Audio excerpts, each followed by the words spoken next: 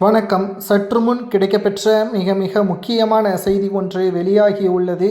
நேற்று இரவு மருத்துவமனையில் அனுமதிக்கப்பட்ட அமைச்சர் துரைமுருகன் அவர்கள் இன்று வரை தீவிர சிகிச்சை பிரிவில்தான் அனுமதிக்கப்பட்டுள்ளார். அவருக்கு என்ன ஆனது? முதல்வர் ஸ்டாலின் அவர்கள் நேரடியாக சென்று நலம் விசாரித்திருப்பதும் குறிப்பிடத்தக்கது. 2026 சட்டசபை தேர்தல் அரசியல் களம் சூடுபிடித்துள்ள நிலையில் உடல்நலை குறைவின் காரணமாக, வயது மூப்பின் காரணமாக அப்பல்லோ மருத்துவமனையில் அனுமதிக்கப்பட்டுள்ளார். 2026 சட்டசபை தேர்தலில் காட்பாடி தொகுதியில் மீண்டும் போட்டியிட வேண்டாம் என்று திமுகவின் தலைமை மறைமுகமாக துரைமுருகனிடம் தெரிவித்த போதும் கூட, தனது மகனுக்கு முக்கிய பதவியே திமுகவின் தலைமையிடம் இருந்து பெற்றுக் கொடுக்கும் வரை நான் தேர்தலில் போட்டியிடுவதை நிறுத்த மாட்டேன், எனது மகனுக்கு திமுகவில் துணை பொதுச் செயலாளர் பதவியே கொடுக்க வேண்டும் என்பதை வலியுறுத்தியுள்ளதும் குறிப்பிடத்தக்கது.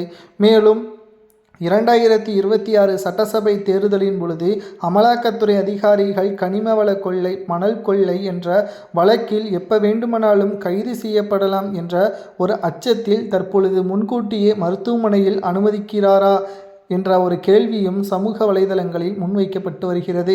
ஆனால் இது நிச்சயமாக தவறானதுதான். ஏற்கனவே 2 முறை இருதய பிரச்சனையின் காரணமாக சிங்கப்பூருக்கு சென்று அறுவை சிகிச்சை செய்து கொண்டதும் குறிப்பிடத்தக்கது. மேலும் தற்பொழுது வயது மூப்பின் காரணமாக மருத்துவமனையில் இருப்பதால் அதற்கான உகுந்த சரியான ஆவணங்களை பொதுவெளியில் வெளியிடுவதும் குறிப்பிடத்தக்கது. அப்படி பொதுவெளியில் வெளியிடாமல் இருந்தால் நிச்சயம் இதில் பின்னணியில் மறைமுகமான பல்வேறு தகவல்கள் இருக்கும் என்ற தகவல்களையும் நம்மால் பார்க்க முடிகிறது. ஏனென்றால் அமலாக்கத்துறை அதிகாரிகளிடம் இருந்து தப்பிப்பதற்கு என்ன வேண்டுமானாலும் அரசியல் கட்சி தலைவர்கள் செய்வார்கள்.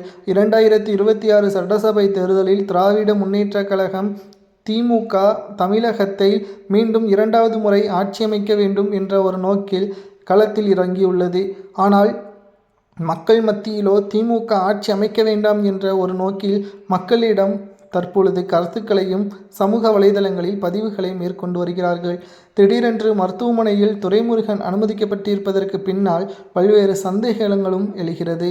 மேலும் தேர்தல் நோக்கில் நாம் பார்க்கும் பொழுது உடல்நலை குறைவின் காரணமாக காட்பாடி தொகுதியில் 2வது முறை மீண்டும் வெற்றியடைய வேண்டும் என்பதற்காக இவ்வாறு செய்கிறாரா, அல்லது உடல்நிலை பிரச்சனை தற்பொழுது மிக மோசமாக இருக்கிறதா? ஏனென்றால் தற்பொழுது வரை மருத்துவர்கள் துரைமுருகன் பற்றியான எந்த ஒரு தகவல்களையும் வெளியிடவில்லை.